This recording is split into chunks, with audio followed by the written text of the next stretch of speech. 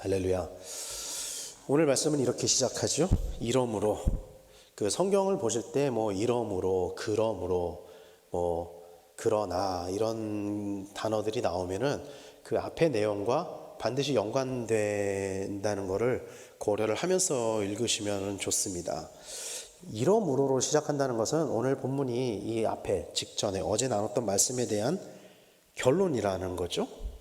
근데 그 결론을 이렇게 이야기를 해요.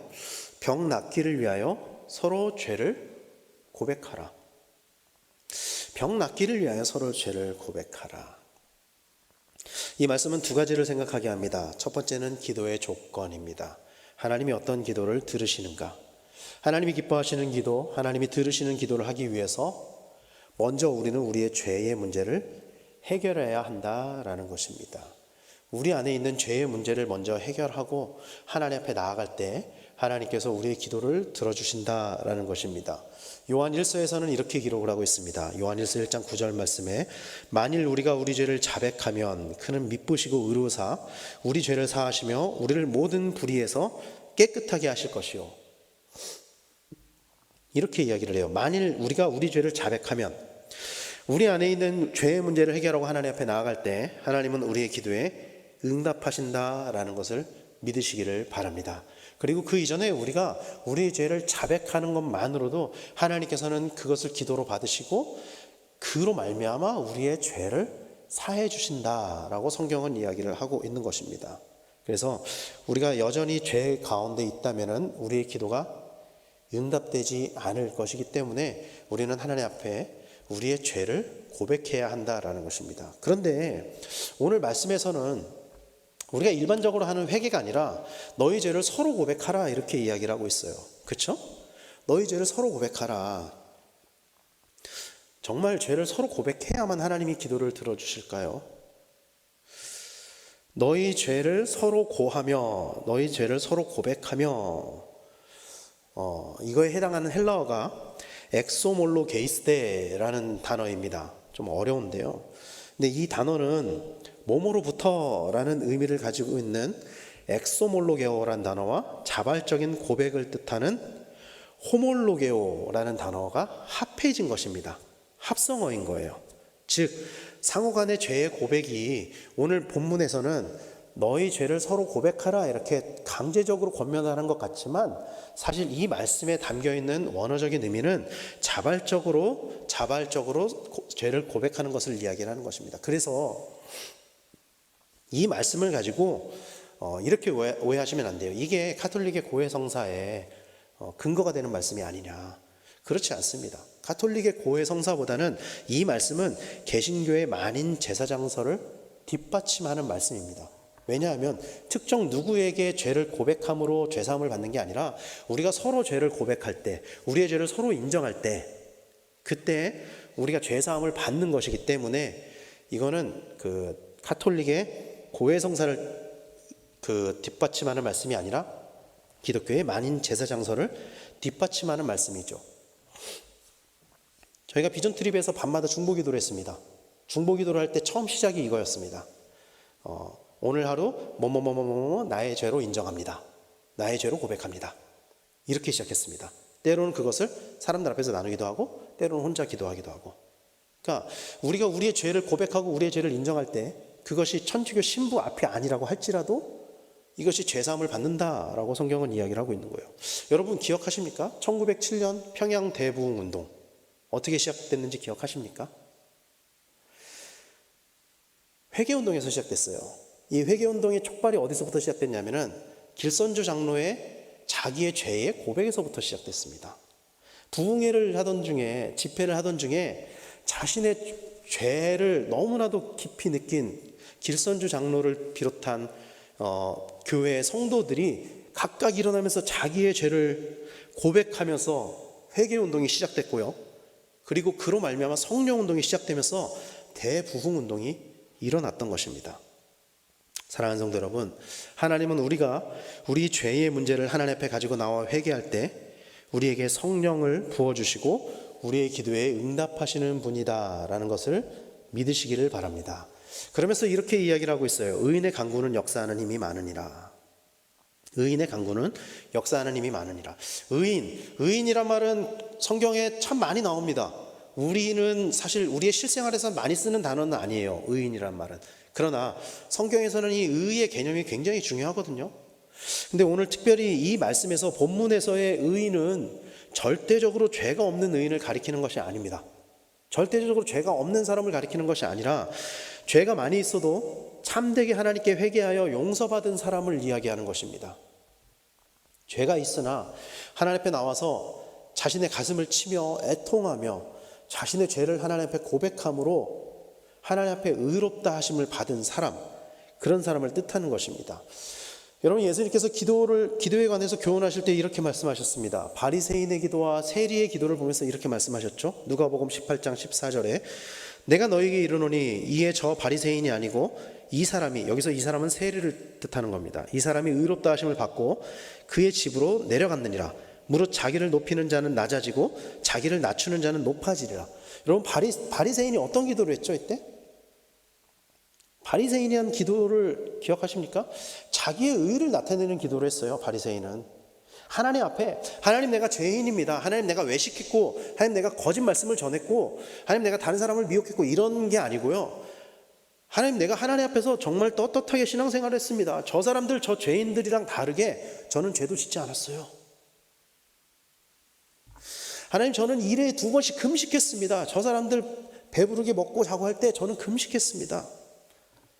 하나님, 저는 11조도 했습니다. 이게 바리새인의 기도였어요. 그런데 예수님은 그런 바리새인을 의롭다고 하지 않으셨어요. 그 바리새인의 기도를 들으시며 그를 의롭다고 하지 않으셨습니다. 오히려 세리의 기도를 듣고 세리가 의롭다 하심을 받았다, 이렇게 말씀하셨죠. 그러면 세리는 뭐라고 기도했죠? 가슴을 치면서 하나님이여 불쌍히 여기소서, 나는 죄인이로소이다. 이게 세리의 기도였어요. 이게 세리의 기도였어요.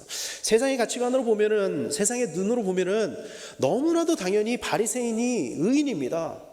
말씀대로 살아가는 사람입니다. 그들은 종교적인 지도자입니다. 오늘날의 목사나 장로나 이런 종교적인 지도자죠.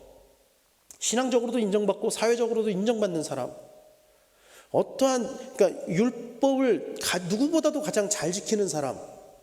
그러나 그런 바리새인을 가리켜서 예수님은 의인이라고 하지 않았어요. 오히려 사람들이 손가락질하는 저 세리가 하나님 앞에 나와서 하나님, 나를 불쌍히 여겨주십시오, 나는 죄인입니다, 그렇게 참되게 회개할 때 그를 의인이라고 했다는 것을 우리는 기억해야만 합니다. 사랑하는 성도 여러분, 진정한 의인은요, 자기의 의로 믿음을 나타내는 것이 아닙니다. 진정한 의인은 자기의 의로 믿음을 나타내는 것이 아니라 자신의 죄를 인정하며 하나님께 참된 회개를 하는 사람, 자신의 연약함을 인정하고 고백하고 하나님 앞에 무릎 꿇는 사람, 이런 사람이 진정한 의인이라는 것을 믿으시길 바랍니다. 그러면서 엘리야의 예를 들고 있는 거예요. 오늘 본문에 야고보는 엘리야가 우리와 성정이 같다고 이야기를 합니다. 성정이 같다는 의미는 엘리야도 동일한 괴로움을 가지고 있었다라는 거예요. 엘리야가 열왕기상에 보면은 17장에 갑자기 엘리야가 등장하거든요. 근데 그 전에 한마디도 등장하는 말씀이 없다가 갑자기 디셉 사람 엘리야가 당시 왕이었던 아합 왕 앞에 나아가서 내지르는 장면이 나와요. 가뭄이 들 것입니다. 그러고 나서 겁에 질립니다. 엘리야도 두려움에 빠지게 됩니다. 엘리야도 우리가 똑같다라는 거예요. 그런 괴로움, 두려움을 가지고 있었다라는 거예요. 항상 하나님의 은혜로 기쁨 가운데만 있는 것이 아니라 때로는 어려움 가운데도 놓이는 동일한 존재였다라는 것입니다. 그러니까 엘리야의 기도가 특별하지 않다라는 거예요. 우리도 엘리야와 같다라는 것입니다. 그런데 그런 엘리야의 기도를 하나님이 들어주셨다, 야고보가 이렇게 이야기를 하고 있는 것입니다. 특별히 간절히 기도한즉, 간절히 기도했다 이렇게 표현하고 있잖아요.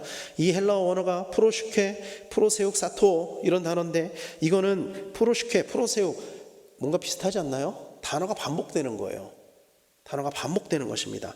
반복되는 단어를 통해서 이 단어를 강조하는 히브리 문법입니다. 그러니까 얼마나 간절하게 기도를 했는지, 정말 엘리야가 괴로움이 있고 연약함이 있고 우리가 똑같은 사람이었지만 엘리야가 얼마나 간절하게 기도했는지를 이야기를 하고 있는 거예요. 그냥 우리 문장으로는 간절히 기도한즉 이렇게 표현하고 있지만 히브리어 원어로 보면은 헬라어 원어로 보면은 정말 간절히 기도했다는 거예요.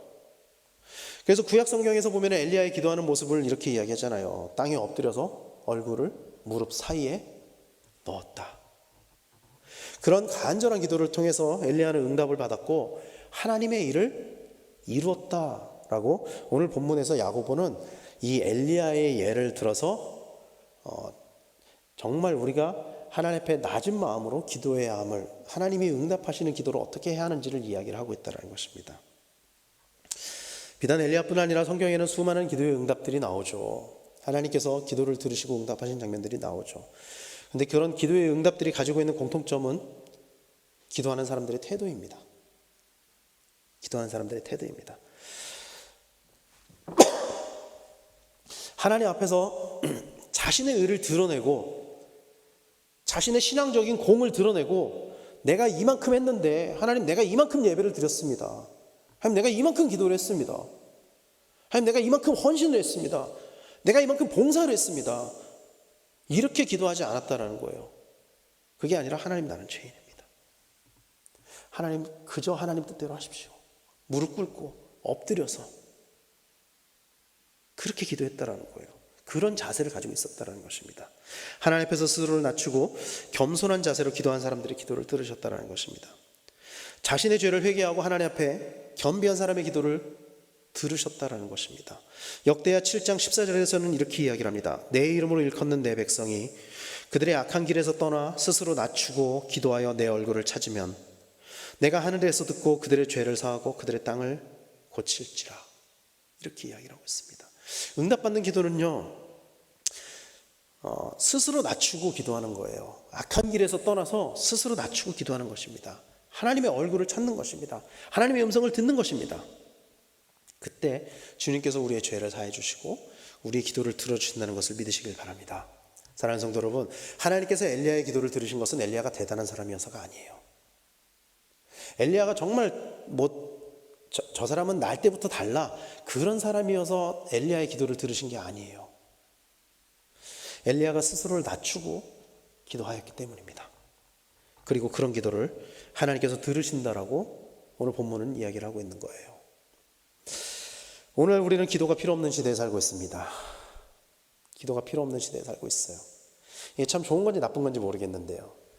우리는 지난 몇십 년 동안 정말 너무나도 살기 힘든 이 대한민국 땅을 위해서 교회가 기도를 하고 간구를 해서 정말 이 나라가 참 많은 복을 받았는데 그러면서 역설적이게도 기도가 필요 없는 시대가 되어버렸어요. 기도를 하지 않아도 우리 스스로 문제를 해결할 수 있는 시대에 살고 있어요. 웬만한 문제는 기도하지 않아도 돈이면 해결할 수 있습니다. 요즘에 웬만한 문제는 기도하지 않아도 자신의 능력으로 해결할 수 있어요. 그런 시대에 우리는 살고 있어요. 하나님을 찾지 않아도 우리 스스로 해낼 수 있다. 인간은 위대하다. 다 할 수 있다. 그런 자신감이 넘치는 시대에 살고 있죠. 근데 여러분 기억하십니까? 성경에 똑같은 시대가 있어요. 이런 똑같은 시대가 있습니다. 뭘까요? 바로 바벨탑 시대입니다. 바벨탑 사건입니다. 창세기 11장 4절에 보면 이렇게 이야기하죠. 또 말하되 자 성읍과 탑을 건설하여 그 탑 꼭대기를 하늘에 닿게 하여 우리 이름을 내고 온 지면에 흩어짐을 면하자 하였더니 그들이 탑을 쌓은 이유는 자신들의 이름을 내고 흩어짐을 면하기 위함이었습니다. 탑을 중심으로 모이겠다는 거죠. 그래서 정말 하늘까지 닿는 탑을 쌓아가지고 그 탑을 중심으로 모여서 정말 우리가 이 땅에서 최고 강한 사람들로 누리자. 그러면서 그들은 자신의 힘으로 무엇이든지 할 수 있다고 생각했습니다. 자신들의 힘으로. 근데 여러분, 실상 인간의 힘은 아무것도 아니었죠. 아무것도 아니었죠. 하나님은 그들이 정말로 하고 싶었던, 흩어짐을 면하고 싶었던 그거를 한 방에 그냥 언어를 흩어놓으셔가지고 다 흩어지게 만드셨어요. 온 지면에 다 흩어지게 만드셨습니다.